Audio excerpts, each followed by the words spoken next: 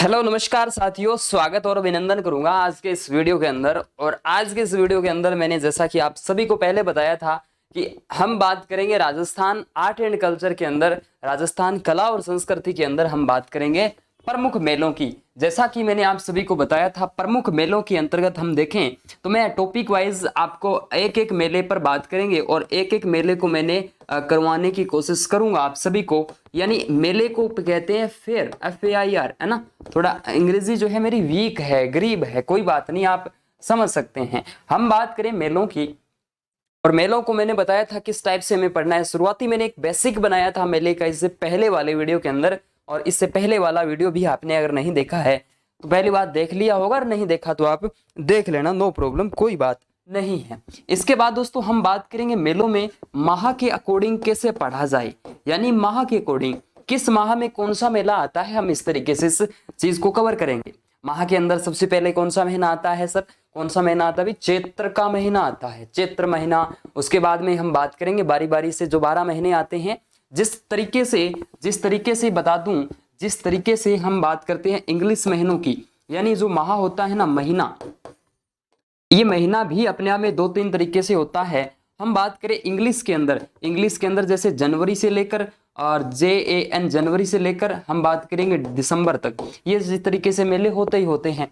इसी तरीके से हम बात हिंदी के अंदर करें तो हिंदी के अंदर भी आपका कंडीशन ये लागू होती है। हिंदी के अंदर भी जैसे चैत्र से लेकर, चैत्र महीना पहला होता है और अंतिम महीना कौन सा होता है? फाल्गुन, ठीक है, ये अंतिम महीना होता है। तो इसी तरीके से हम बात करने वाले हैं। कौन सी बात करेंगे? चैत्र 12 महीने होते हैं, 12 ये चैत्र, वैशाख, ज्येष्ठ, आषाढ़, श्रावण, भाद्रपद, आश्विन, कार्तिक, मार्गशीर्ष, पौष मास और फागण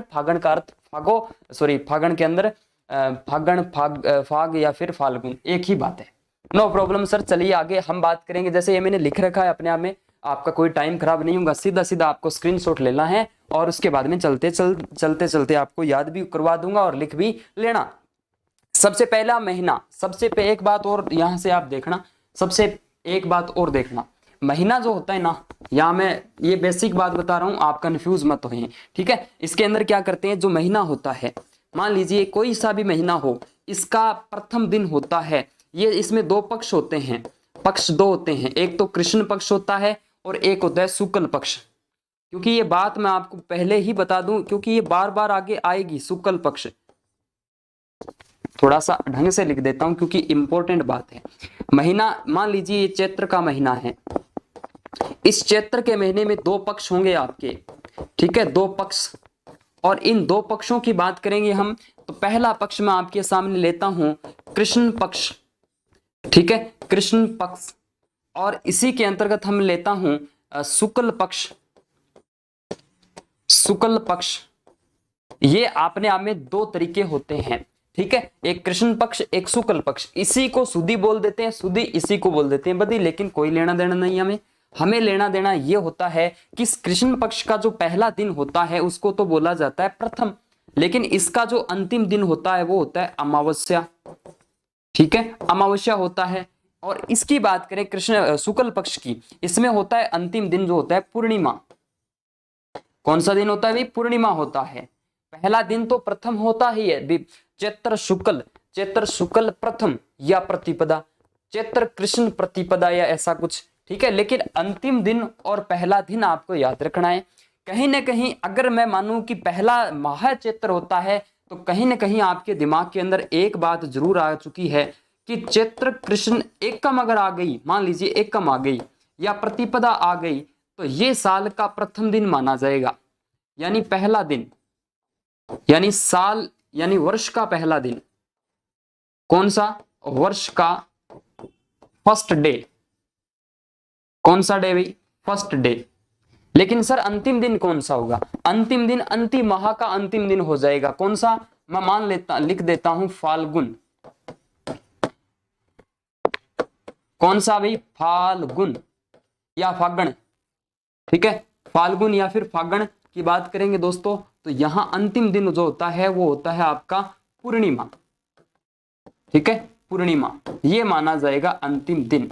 ओके, ये अंतिम दिन, ये पहला दिन। ये थोड़ी सी बातें जो है आपके कंफर्म हो जानी चाहिए, आपके दिमाग के अंदर बैठ जानी सही सेट एकदम, ठीक है। इसके बाद हम बात करेंगे दोस्तों, मैं सीधा सीधा ले चलता हूं आपको यहाँ पर। मैंने आपको जैसा कि बताया था हमने लिख रखा है। सबसे पहली बात करें चैत्र कृष्ण प्रतिपदा। चैत्र कृष्ण प्रतिपदा का अर्थ ये हो गया कि यहां से ये साल का पहला दिन है, फर्स्ट डे, ये साल का पहला दिन हो जाता है हमारा। जैसे 1 जनवरी नया साल, उसी तरीके से, हालांकि हिंदुओं के अंदर ऐसा नहीं होता है, ये साल का प्रथम दिन है। लेकिन दोस्तों याद रखना कि साल में नववर्ष हिंदू नहीं बनाएंगे। इस बात को आप ध्यान देना कि हिंदू जो है ना वो चैत्र शुक्ल के अंदर बनाएंगे प्रतिपदा अपना नया साल, क्योंकि ये काला पक्ष है, इस वजह से हिंदू इसको अशुभ मानते हैं, तो ये यहाँ पर ये नहीं मनाया जाता। लेकिन हमें इस पे कोई दिक्कत नहीं। एक बार चैत्र कृष्ण प्रतिपदा से पंचमी तक एक मेला भरता है जिसका नाम है फूलडोल मेला। और फूलडोल मेला जो है राजस्थान के शाहपुरा में भरता है। शाहपुरा राजस्थान में 2 है, एक आपके भीलवाड़ा के अंदर भी है और एक आपके जयपुर के अंदर भी है। तो यहाँ जो रहेगा दोस्तों वो रहेगा, कौन से वाला रहेगा, भीलवाड़ा रहेगा। ओके, यहाँ दोस्तों रामस्नेही संप्रदाय की प्रधान पीठ, रामस्नेही संप्रदाय जो राजस्थान के अंदर एक महत्वपूर्ण संप्रदाय आ जाता है, जिसकी राजस्थान के अंदर टोटल 4 पीठें हैं। कितनी पीठें हैं भाई, 4 पीठें हैं। यहाँ से ये देख लेना आप, इसकी ये जो संप्रदाय है ना रामस्नेही संप्रदाय, रामस्नेही संप्रदाय ये वाला, इसकी राजस्थान के अंदर टोटल 4 पीठें, रस्सा, दरे, हंसी, राखे, इस ट्रिक के अंतर्गत मैंने आपको करवाया भी है।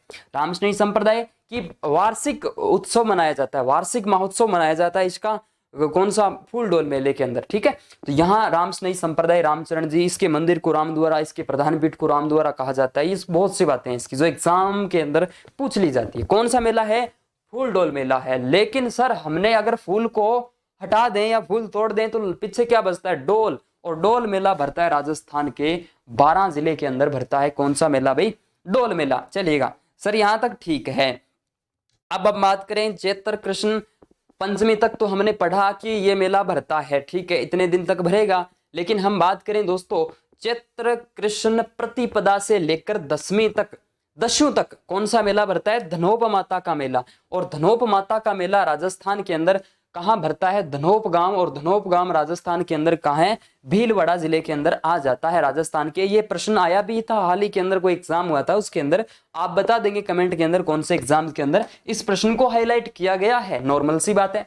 चलिएगा दोस्तों नेक्स्ट हम बात करें कौन सा मेला है, शीतला माता का मेला। और शीतला माता का मेला चैत्र कृष्ण अष्टमी को भरता है। चैत्र कृष्ण अष्टमी की बात करें दोस्तों, चैत्र कृष्ण अष्टमी को कौन सी अष्टमी आती है भाई, शीतलाष्टमी आती है। और शीतलाष्टमी को एक मेला भरता है शीतला माता का। लेकिन सर हमें इसकी लोकेशन बता दीजिए, क्योंकि लोकेशन जानना जरूरी है और एक तिथि जाननी जरूरी है और उस मेले की क्या विशेषता है, क्योंकि एग्जाम्स के अंदर यहाँ से प्रश्न पुटअप हो जाते हैं। तो यहाँ पर बात करूं दोस्तों, शीतला माता का मेला सील की डोंगरी, और सील की डोंगरी राजस्थान के जयपुर के अंदर है, चाकसू के अंदर है। जयपुर की सबसे दक्षिणतम तहसील जो मानी जाती है वो मानी जाती है कौन सी दोस्तों, चाकसू मानी जाती है, राजस्थान के जयपुर के अंदर स्थित है। ओके, इसके बाद दोस्तों यहां से थोड़ी सी बात शीतला माता की करें। सर हमें शीतल का अर्थ जो होता है ना, मान लीजिए ये शीतल लिख देता हूं यहां पर, ये लिखा मैंने शीतल, और शीतल का अर्थ होता है ठंडा, ठीक है। तो यहां पर बात करें शीतला माता की, तो इसे बोला जाता है, इस माता को बोला जाता है, इस देवी को बोला जाता है शीतला माता, जो है शीतल का अर्थ ठंडा, यानी चेचक निवारक देवी। चेचक निवारक देवी का अंतर्गत हम बात करें चैत्र शुक्ल, चैत्र कृष्ण अष्टमी आती है। लेकिन चैत्र कृष्ण सप्तमी को एक भोजन बनाया जाता है खीर वगैरह से कुछ करके, तो उसको सुबह खाया जाता है अष्टमी के दिन ठंडा करके। इस वजह से इसका नाम अपने आप में शीतला माता, और उस त्योहार को कहा जाता है बाशुड़ा का त्योहार।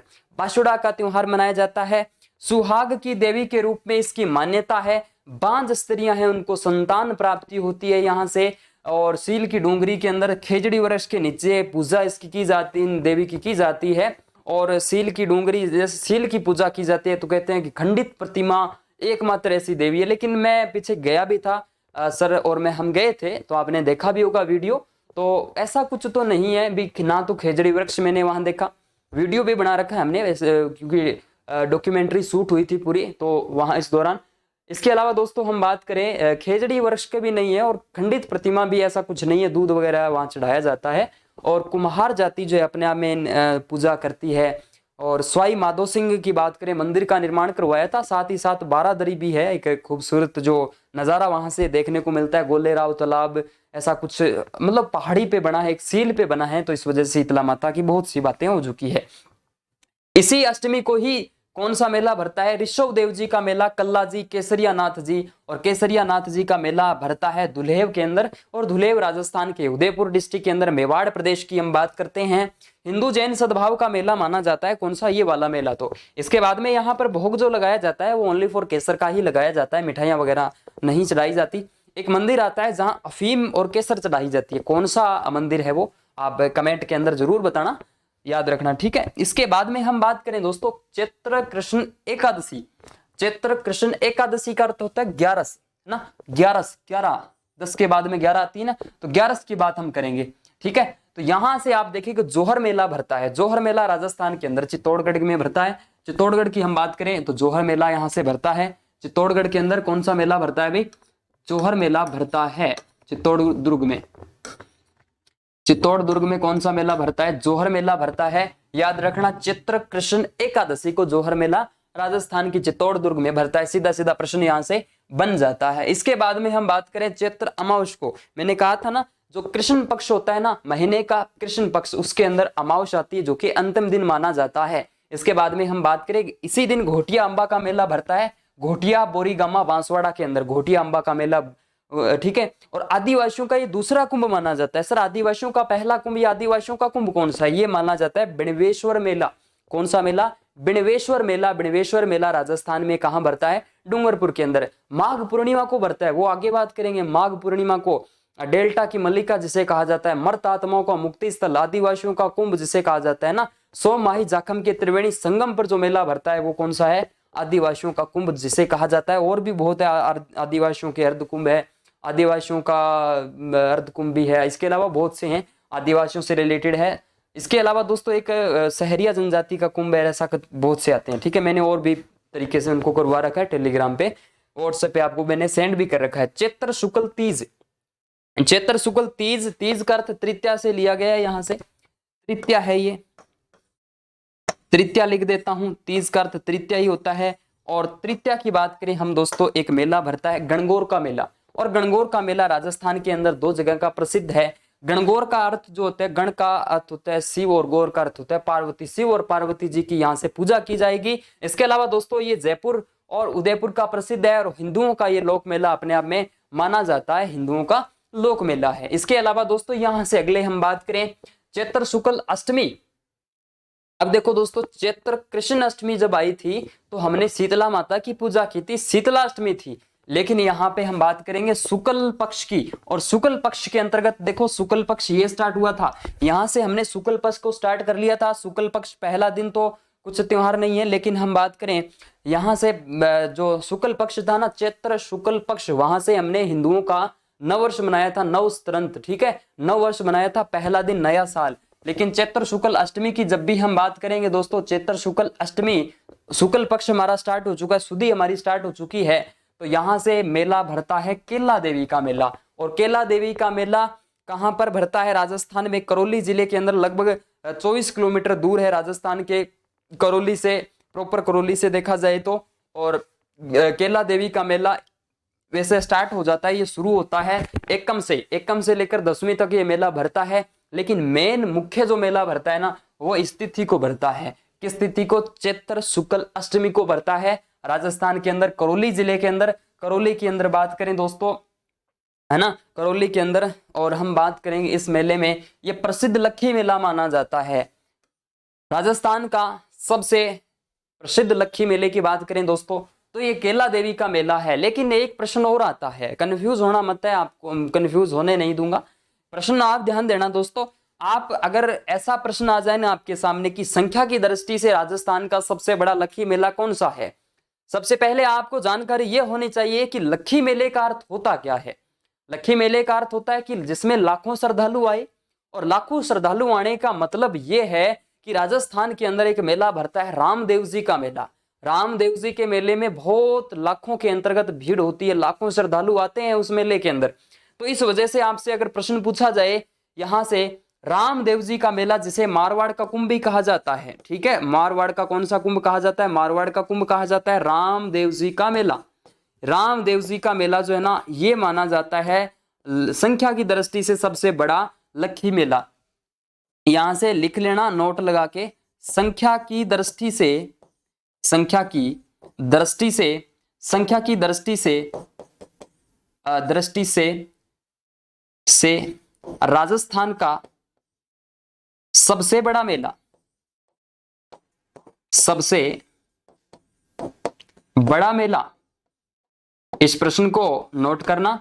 और दोस्तों एक बात और, अगर ये तो है राजस्थान का सबसे बड़ा, अगर इसके अंदर हम बात करें संख्या की दृष्टि से आपसे दूसरा लक्खी मेला पूछ ले तो आप कह देना कौन सा दोस्तों, कौन सा सिक्कर के अंदर जो मेला भरता है, खाटू श्याम जी का मेला। कौन सा मेला भाई? खाटू श्याम जी, खाटू श्याम जी का मेला। खाटू श्याम जी का मेला है ना, ये मेले की बात करेंगे, खाटू श्याम जी का मेला। खाटू श्याम जी का मेला जो कि संख्या की दृष्टि से राजस्थान का दूसरा सबसे बड़ा मेला है, लेकिन सबसे बड़ा मेला पूछे तो वो आ जाता है मारवाड़ का कुंभ, जिसे कहा जाता है बाबा रामदेव जी का मेला। रामदेवरा के अंदर, पोखरण जैसलमेर के अंदर भरता है। तो सर ये क्या है, हमें ये तो बताओ। ये भरता है प्रसिद्ध लक्खी मेला। जब प्रसिद्ध शब्द लग जाए या लोकप्रिय शब्द लग जाए ना, तो माना जाएगा। आपसे सीधा प्रश्न एग्जाम के अंदर आया हुआ है कि राजस्थान का सबसे लोकप्रिय लक्खी मेला कौन सा है, तो केला देवी उसके अंदर था। इसके अलावा आपसे पूछ ले कि प्रसिद्ध लक्खी मेला कौन सा है, तो केला देवी का मेला है। लेकिन संख्या की दृष्टि से पूछे तो बाबा रामदेव जी का मेला है, और दूसरा आपसे कौन सा, खाटू श्याम जी का मेला है। 3 बाण के कलाधारी, कला मुझे भी दिखा दे, जैसे दर्शन सबको देता है वैसे मुझे भी दिखा दे। अब मैं खड़ा हूं दोनों हाथ जोड़ के, लेने आजा रिंगस की उस मोड़ पे, है ना। खाटू श्याम जी 3 बाण बर्बरिक, 3 शीश के दानी जिन्हें कहा जाता है। ठीक है, लांगुरिया गीत व घुटवन नृत्य है, यानी लांगुरिया गीत गाया जाता है। लांगुरिया केला देवी के भुवन में घुटवन खेलत लांगुरिया गीत के साथ ही यहाँ से ये गीत जो है वो प्रसिद्ध माना जाता है। घुटवन है, केला देवी अंजनी माता का अवतार माना जाता है। लांगुरिया गीत है वोहरा संप्रदाय की जो क्षत्रिय यहाँ केला देवी के सामने स्थित है। इसके अलावा और भी बहुत सी बातें आती है केला देवी से संबंधित। पशु मेले का भी कहीं न कहीं आयोजन होता है। इसके साथ ही दोस्तों चैत्र शुक्ल त्रयोदशी यानी 13 की बात करें, और वैशाख कृष्ण द्वितीया तक, आगे अगला महीना आ चुका है वैशाख, चैत्र के बाद में वैशाख, अगले महीने तक यानी कृष्ण पक्ष की द्वितीया तक ये चलेगा। कौन सा मेला है दोस्तों? महावीर जी का मेला। बात करते हैं दोस्तों महावीर जी के मेले की। और महावीर जी के मेले की बात करें दोस्तों, ये जैनियों का सबसे बड़ा मेला माना जाता है। जैन धर्म जो है ना, इसका सबसे बड़ा मेला है, महावीर जी के अंदर भरता है। महावीर जी सर कहाँ है? महावीर जी हिंडौन के अंदर है, हिंडौन सिटी है ना, किरोली के अंदर, राजस्थान के अंदर। दोस्तों महावीर जी की बात करें तो वर्तमान में अहिंसा नगरी के रूप में विख्यात है जो महावीर जी है। और महावीर जी की बात करें दोस्तों, ये चांदनपुर इसका प्राचीन नाम हुआ करता, चांदनपुर, गंभीरी नदी के किनारे, गंभीर नदी के किनारे। ठीक है, गंभीरी अलग है, गंभीरी नदी आपकी चित्तौड़ में है, लेकिन गंभीर नदी के किनारे महावीर जी की बात हुआ करती थी। चांदनपुर इसका प्राचीन नाम हुआ करता था। भगवान महावीर जी की भव्य रथ यात्रा यहाँ से निकाली जाती है। इसके अलावा आप बात करें गुर्जर और जो मीणा समाज के लोग हैं वो भी इस मेले के अंदर मुख्य रूप से भाग लेते हैं जैनों के साथ साथ। और यहाँ से जो चढ़ावा है उसका कहते हैं कि चरमकार जाति का पहला हाथ लगता है इस रथ यात्रा के अंदर। जो यहाँ मंदिर का जो संपूर्ण चढ़ावा जो है वो भी चरमकार जाति को ही जाता है, ऐसी भी बातें आती है। लेकिन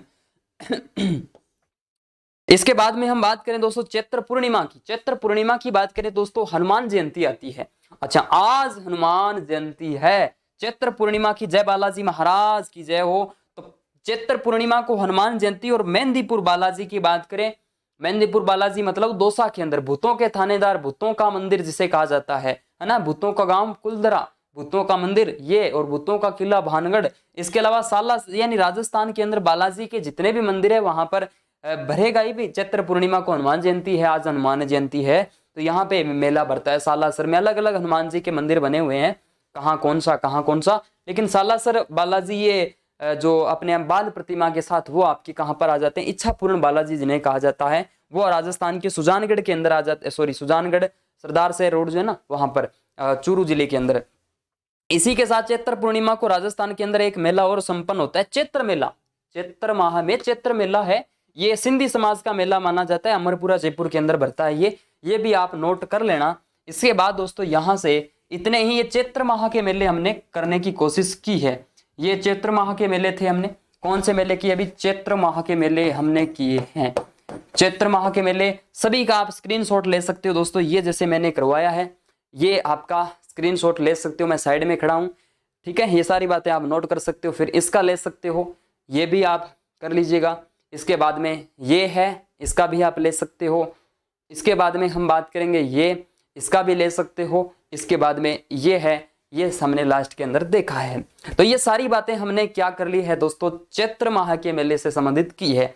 उम्मीद है दोस्तों सारी की सारी बातें आपके एकदम तरीके से सही समझ में आ चुकी है, और भी बातें चलती रहेगी हमारी। वीडियो को लाइक करना है आपको, और चैनल पे अगर नए हो सब्सक्राइब कर लेना। पास में एक बेल आइकन होता है जिसे बोलते हैं घंटी, है ना, उसको भी प्रेस करेंगे तो सबसे पहले जो मेरे द्वारा वीडियो डाला जाता है वो भी आपके पास सबसे पहले पहुंच जाएगा। तो ओके दोस्तों, थैंक यू, दिल की गहराइयों से आप सभी दोस्तों का धन्यवाद। ओके।